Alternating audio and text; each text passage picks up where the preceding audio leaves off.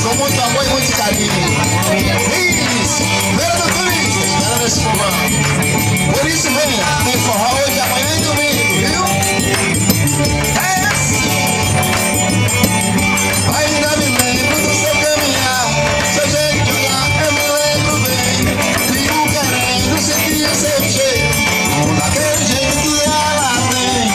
O tempo todo fico perguntando, sempre procurando, mas ela não vem.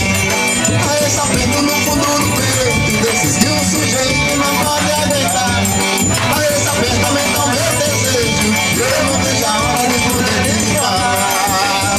Por isso eu vou na casa dela e falar do meu amor pra ela, vai. Tá me esperando na janela já, você ficou me segurar.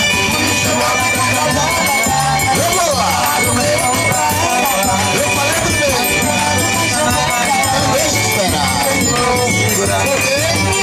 Por isso eu vou na casa dela, falar do meu amor pra ela, vai.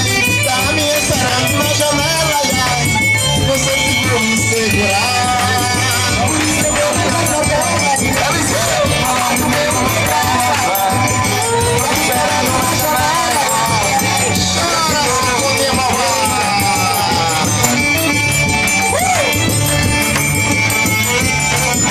Essa é mais uma pra vocês, galera, porque vocês merecem, viu?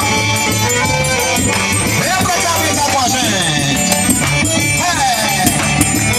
Vamos chorar. Segura essa bandeira, agora é assim. Arrocha. Escrevi seu nome na areia. O sangue que corre em mim sai da tua veia. Ok? Mas veja só, você é a única que não me dá valor. Então por que será que esse valor em que eu ainda quero ter? Tenho tudo nas mãos, mas não tenho nada. Então não jogue nada no tapete que eu quiser. Ei, mas peraí, esse forró tá tendo muita gente aí. Não é hora pra chorar. Porém não é pecado se eu falar de amor. Jogando sentimento, seja ele qual for. Por quê? Não leva o meu pai. Se quiser também pode vir. Escuta o meu coração.